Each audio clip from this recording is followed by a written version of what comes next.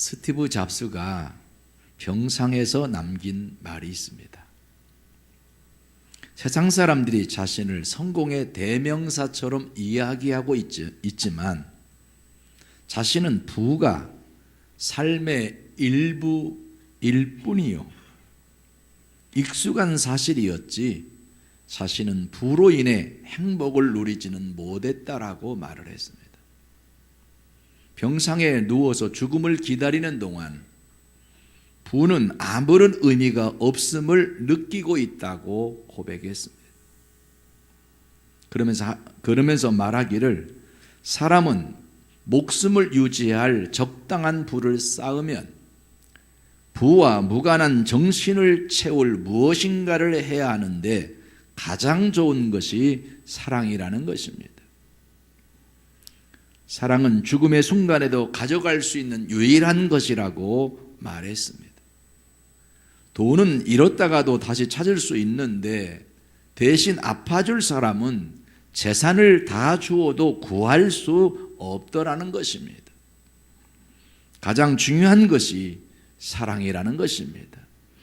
하나님을 사랑하고 나를 사랑하고 가족을 사랑하고 무엇이든지 사랑하는 것이 우리가 할 일인 것입니다. 부자는 돈이 많은 사람이 부자가 아니라 필요한 것이 없는 사람이 부자라는 말이 있습니다. 만족하고 사는 것. 그렇기 때문에 마음을 비우고 감사하는 훈련이 정말 필요한 것입니다. 21세기를 접어들면서 보면 과학의 발달로 특히 뇌에 대한 활발한 연구를 해온 것을 보게 됩니다. 그로 인한 많은 발견 가운데 특별한 것은 인간의 언어 중추 신경이 모든 신경계를 지배한다는 것입니다. 놀라운 것은 말이 다른 모든 신경을 지배한다는 것입니다. 성경에 보면 내 입의 말로 죽고 사는 권세가 있다라고 잠언 18장 21절에 기록하고 있습니다. 사실 입술의 말이 그 사람을 지배한다는 것들이 과학적으로 증명이 되고 있습니다. 우리가 감사라는 말을 하면 우리 뇌는 감사에 대한 모든 자료를 끌어내어 기쁨이 넘쳐나게 됩니다. 우리가 1분만 웃으면 우리 신체는 24시간의 면역체가 생기고 1분만 화내면 6시간의 면역체가 떨어진다고 합니다. 그러므로 우리는 범사에 감사하는, 기뻐하고 즐거워하는 삶을 통해 감사가 더욱 넘쳐나게 해야 합니다. 특별히 11월 한 달은 우리 교회가 감사의 달로 정하고 감사의 기적을 체험하고 있습니다. 그래서 저는 오늘 본문 말씀을 중심으로 무에서의 감사라는 제목으로 하나님 말씀을 증거하며 은혜 받기를 원합니다. 첫째로 생각해 볼 것은 환난이 다가올 때 가장 먼저 취해야 할 행동은 자신을 돌아보며 감사해야 합니다. 사람이 좋을 때는 감사할 수 있어도 환난이 다가올 때 감사하기는 쉽지 않습니다. 그러나 그 환난을 이기기 위해서 우리는 억지로라도 감사를 해야 합니다. 그래야만이 몸속에서 좋은 호르몬이 분비되어 그 모든 어려움을 이길 수 있는 면역체가 생기게 되는 것입니다. 오늘 본문 16절 말씀에도 보면 내가 들었으므로 내 창자가 흔들렸고 그 목소리로 인하여 내 입술이 떨렸도다. 우리를 무리가 치러 올라오는 환난날을 내가 기다림으로 내 뼈에 썩이는 것들이 들어왔으며 내 몸은 내 처소에서 떨리는도다라고 말했습니다. 하박국 당시 국제 정세는 강대국이었던 아수르 제국이 멸망하고 애굽 역시 그 국운이 기울면서 신흥 국가인 바벨론이 강력한 세력으로 등장했습니다. 그런데 문제는 그 바벨론이 유대 나라를 노리고 있었습니다. 언제 쳐들어올지 모르는 위기 속에서 정치적으로나 군사적으로 아무런 힘이 없었기에 그들의 입술은 떨렸고 뼈는 썩어 들어가는 것 같은 탈진 상태에 있었습니다. 그러한 상황에서 하박국 선지자는 환난 날에 기뻐하는 성숙된 믿음을 가지고 있었습니다. 요즘 시리아 난민들이 자신들이 정착할 곳을 찾기 위해서 걷고 또 걸어서 행진하는 것을 보게 됩니다. 나라를 잃어버리면 그렇게 되는 것입니다. 뼈가 썩어 들어가는 것 같은 탈진 상태에 있습니다. 그럼에도 그 현실을 이기기 위해서는 감사해야 하는 것입니다. 일상을 살면서 가장 스트레스를 받지 않고 사는 법은 일상을 선물로 생각하고 감사하는 것이라고 말했습니다. 그러므로 감사를 계속해서 훈련해야 하고 훈련을 통하여 감사가 몸에 배어야 하는 것입니다. 어느 성도의 간증을 들었습니다. 남편이 바람이 나서 집안을 돌보지 않고 다른 여자와 함께 놀러 다니느라 정신을 못 차리고 있었습니다. 처음엔 미칠 것만 같았습니다. 기도를 하는데 기도가 안 나오는 것입니다. 안 되겠다 싶어서 오히려 감사 기도를 하기로 하고 감사 기도를 드렸습니다. 그리고 감사할 이유를 매일 써 내려갔습니다. 하나님, 내 남편 바람 피우는 것 건강해서 그럴 수 있으니 감사합니다. 병들었으면 그런 짓도 못할 텐데 건강한 남편 주셔서 감사합니다. 못생기지 않고 잘생긴 남편과 지금껏 살게 해주셨으니 감사합니다. 그래서 내 자식들 다 잘생기고 예쁜 자식 주셨으니 감사합니다. 돈이 없었으면 바람도 못 피울 텐데 그래도 집도 주시고 승용차도 주시고 사업장도 주시니 감사합니다 등등의 감사를 하기 시작했습니다. 그렇게 계속 감사를 했더니 마음이 평안해지더라는 것입니다.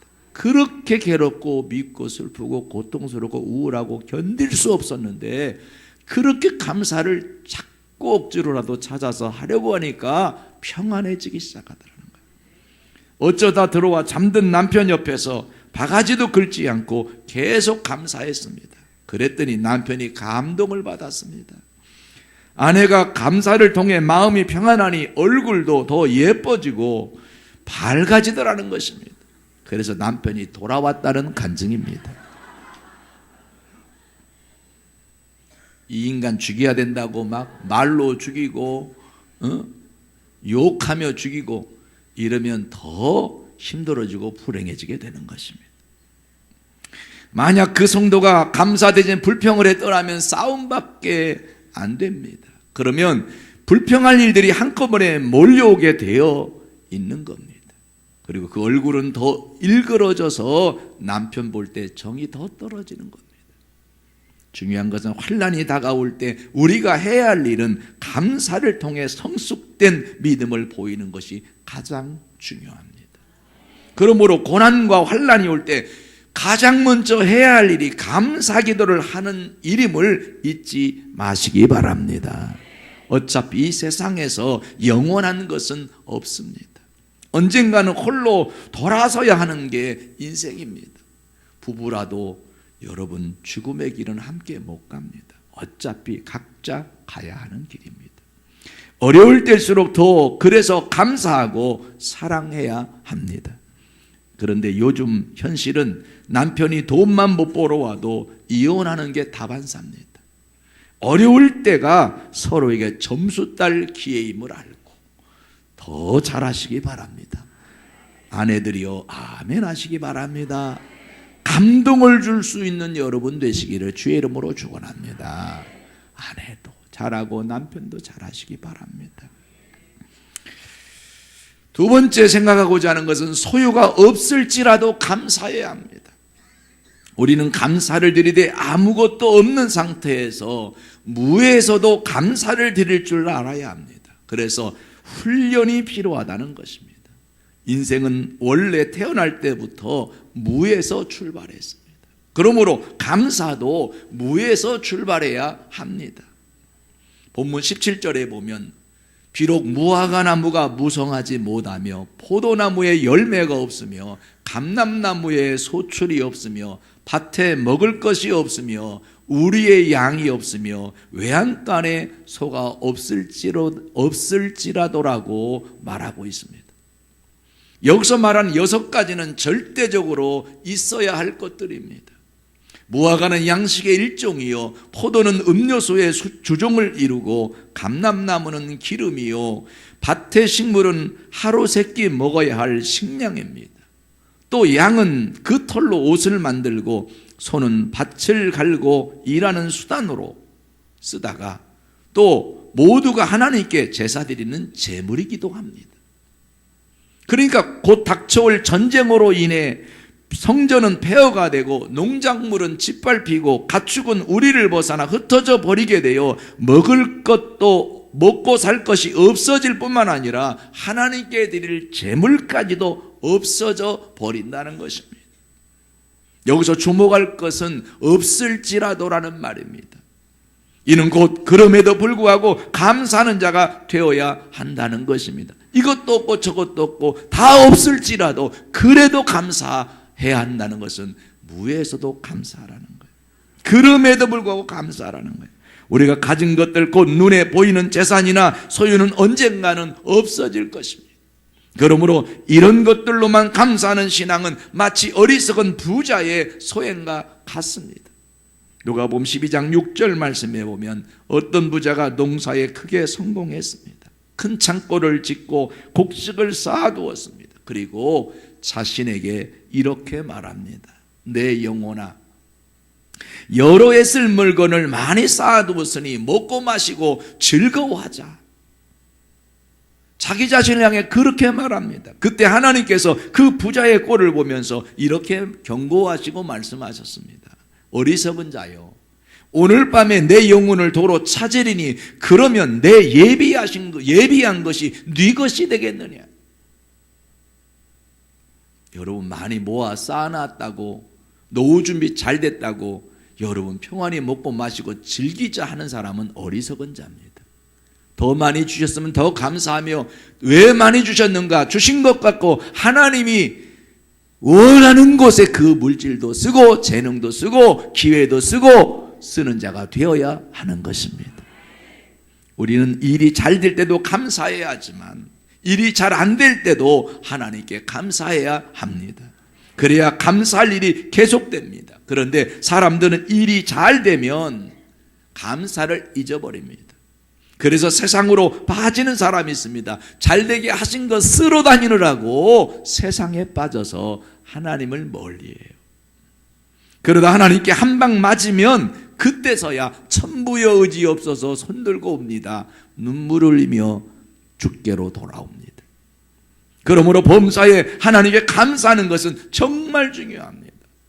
감사할 일이 있을 때도 감사하고 없는 것 같아도 감사하시기 바랍니다. 그렇다면 오늘 본문에서처럼 없을지라도 감사는 어떻게 하느냐 하는 것입니다. 이는 비록 내 손에 가진 것이 없을지라도 나를 구원하시고 사랑하신 하나님의 은혜를 생각하며 감사하라는 말입니다. 이 세상의 것들로만 감사할 것이 아니라 천국을 바라보고 하나님의 사랑과 은혜를 바라보고 감사하면 결국 그 사람은 영혼이 잘 되고 범사가 잘 되고 강건해지는 축복이 임하게 되는 것입니다. 차원 높은 감사를 하라는 것입니다. 할렐루야. 오병이어의 사건은 누구나 잘 알고 있는 사건입니다. 예수님은 자신을 따르는 5,000명을 먹일 일을 앞에 두고 우리가 어디에서 음식을 사서 이 사람들을 먹이겠느냐라고 요한복음 6장 5절에서 말씀하셨습니다. 안드레가 예수님께 이렇게 말씀드립니다. 예수님, 여기 한 아이가 보리떡 5개와 물고기 2마리를 가졌는데 그것으로 어떻게 하겠습니까? 라고 달리 방도가 없는 듯 부정적인 반응을 보였습니다. 어린아이의 도시락, 보리떡 5개와 생선 2마리로 그 많은 사람을 먹인다는 것은 불가능한 일이었습니다. 그런 난처한 상황에서 예수님은 있는 것을 먼저 보셨고 있는 것을 가지고 하늘을 우러러 축사하시며 감사하셨습니다. 예수님은 혹시 더 없느냐고 묻지 않았습니다. 작은 것이지만 감사했습니다. 그러자 놀라운 기적이 일어났습니다. 남자 어른 5,000명이 먹고도 12광주리가 남는 기적이 일어났습니다. 이것이 감사의 기적입니다. 사람들은 자신에게 있는 것을 보지 못하고 다른 사람들이 가진 것만 보기 때문에 감사하지 못하고 비교하다가 불평하게 되고 결과적으로 불행하게 됩니다. 큰 것, 좋은 것, 많은 것만 바라보고 작은 것, 사소한 것, 평범한 것의 소중함을 보지 못합니다. 비록 없을지라도 작은 것에 감사하고 소중히 여기는 마음에서 감사 열매가 맺히는 것을 예수님의 감사에서 배우시기를 바랍니다. 그뿐이 아닙니다. 예수님은 나사로의 죽음 앞에서도 죽음의 비극적인 상황을 뒤로하고 아버지여 내 말을 들으신 것을 감사합니다라고 이미 응답해 주실 하나님께 감사의 기도를 드리고 있음을 요한복음 11장 41절에 기록하고 있습니다. 그야말로 초상집에서 금기시 되는 언어인 감사를 주저없이 사용했습니다. 예수님은 죽음 이후에 부활이 있고 영생이 있고 죽음 이후에 하나님이 계시기에 슬퍼할 일이 아니라는 것을 알고 계셨던 것입니다. 결국 예수님의 감사가 기적을 일으켜서 죽은 나사로가 살아나게 되었습니다. 사랑하는 성도 여러분, 감사는 기적을 일으킵니다. 옆에 번 쳐다보고 감사는 기적을 일으킵니다. 감사는 기적의 열쇠입니다. 일이 잘 될 때는 하나님께 더 감사하고 없을 때는 기적의 하나님을 바라보며 감사하고 슬플 때나 기쁠 때나 항상 감사의 기도를 하시기 바랍니다. 그러면 여러분의 삶에 기적적인 좋은 일이 일어날 줄로 믿습니다. 세 번째로 구원의 하나님을 생각하며 감사해야 합니다.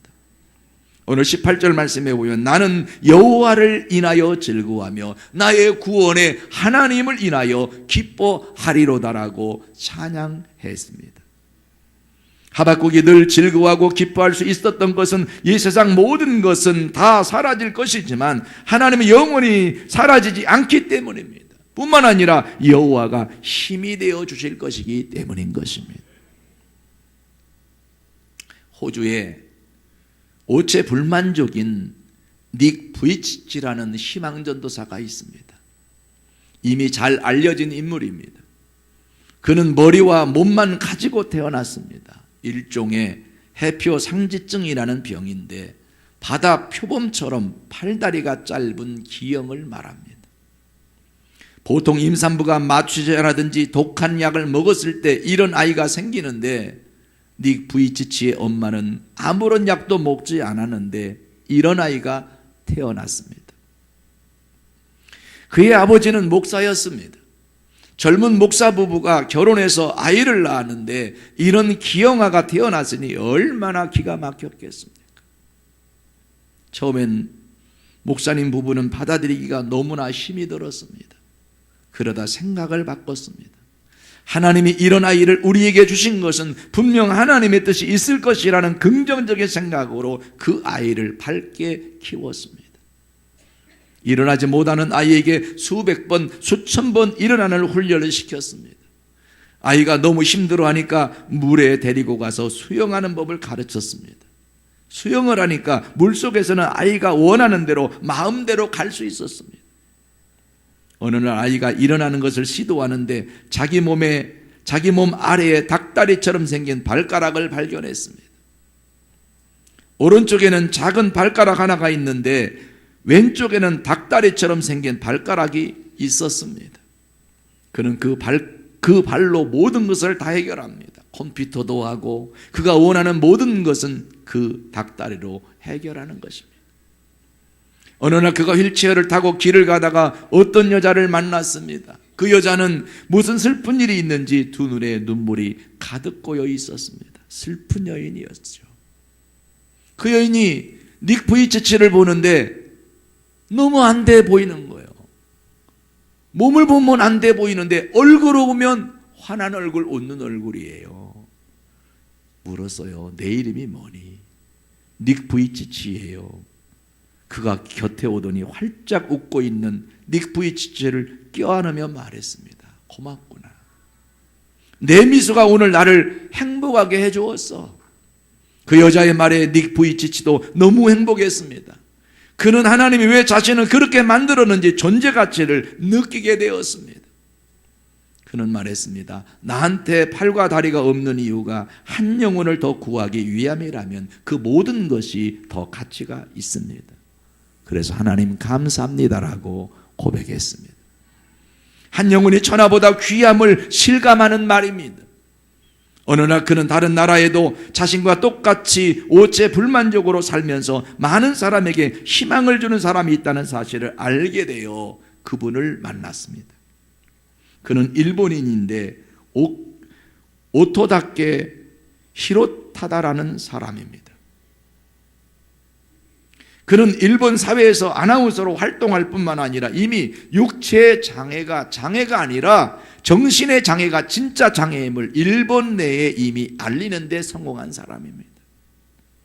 닉 부이치치는 오토다케 히로타다를 만난 후 더욱 자신감을 얻게 되고 행복을 느끼게 되었습니다. 그리고 그는 이제 세계를 다니며 희망을 전하는 희망전도사로 불립니다. 그가 가면 다 감사하는 사람으로 바뀝니다. 왜냐? 저런 환경 속에서 저 몸으로도 웃고 사는데, 저 몸으로도 최선을 다하고 사는데, 저 몸으로도 누군가에게 유익을 주고 도움을 주려고 자신감 갖고 사는데, 나는 몸만 봐도 저보다 나은데 내가 이렇게 낙심하고 절망할 수는 없지 않느냐. 할렐루야.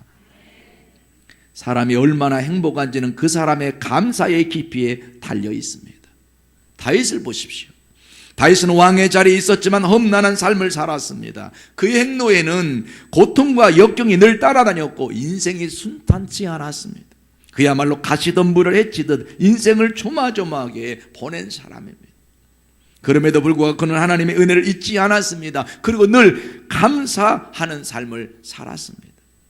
그는 시편 116편 12절에서 이렇게 말합니다. 내게 주신 모든 은혜를 내가 여호와께 무엇으로 보답할꼬. 그런 고백을 하다 17절에 보면 주께 감사제를 드리고 여호와의 이름을 부르리이다라고 고백하고 있습니다. 내게 주신 은혜를 여호와께 무엇으로 보답할꼬 생각하며 살다가 하나님 앞에 감사제를 드리고 여호와의 이름을 감사해서 부르며 살겠다. 감사해서 하나님 감사합니다. 하나님 감사합니다에 감사에 고백하며 살기로 했습니다. 그리고 18절은 여호와께 서원한 것을 그의 모든 백성들이 보는 앞에서 지키겠다라고 결단하고 있음을 볼 수가 있습니다. 하나님께 어렵고 힘들 때 서원한 거 다 지킨다. 백성들 보는 앞에서. 따라해 봅시다. 내게 주신, 좀 크게 하면 안 될까요? 내게 주신 모든 은혜를 내가 여호와께 무엇으로 보답할꼬. 내게 주신 모든 은혜를 내가 여호와께 무엇으로 보답할까? 그런 여러분의 마음이 있기를 주의 이름으로 축원합니다. 그래서 그 은혜를 보답하기 위해서 우리가 전도도 하고 봉사도 하고 충성도 하고 헌금도 하고 아멘도 하고 그러시기를 축원합니다. 다윗의 감사는 절대 기준을 왕의 신분에서 종의 위치로 끌어내려 지혜롭게 감사하는 방법을 몸에 익혔습니다. 그러다 보니 전천후 감사의 사람이 된 것입니다. 예수님은 최후의 만찬에서도 감사하셨습니다. 주님의 몸과 피를 상징하는 떡과 포도주를 나눠주면서 감사하고 또 감사했습니다. 이는 내 몸이니 받아 먹어라. 이는 내 피니 받아 마셔라. 주님은 죽음의 시간 십자가를 앞에 두고도 감사를 드렸습니다. 당신의 몸을 내놓으며 감사를 드린 것입니다. 언제나 하늘을 우러러 감사하셨습니다. 사랑하는 성도 여러분, 감사의 달을 통해 훈련된 삶을 이제부터 계속해서 실천하는 감사의 삶을 살기를 주의 이름으로 축원합니다. 감사는 삶의 윤활유입니다. 감사하는 자에게는 여호와께서 힘이 되어 주십니다. 그러므로 있고 없고가 문제가 아니라 일상을 선물로 주신 하나님께 감사를 잊지 않기를 바랍니다. 옆에 분 쳐다보고 인사하세요. 나의 장점은 감사합니다. 한 번 더 해요. 나의 약점은 불평이 없습니다. 여러분 모두가 감사가 장점이 되시기를 바랍니다. 불평을 할 줄 모르는 여러분 되시기 바랍니다. 악은 모양이라도 버리라 그랬어요. 불평하는 건 악한 자의 모습이에요. 오늘 아프리카 르완다와 우간다 선교를 제가 여러분을 대표해서 떠나게 되는데 나눌 수 있는 교회가 되고 성도가 되게 하신 것도 감사하면서 기도로 동역하시기를 바랍니다. 이 한 주간 예배 때마다 기도해 주시고 그리고 새벽마다 기도해 주시고 있는 곳에서 기도해 주시기 바랍니다. 그래서 감사의 열매가 여러분의 삶에서 주렁주렁 열리기를 주님의 이름으로 축원합니다.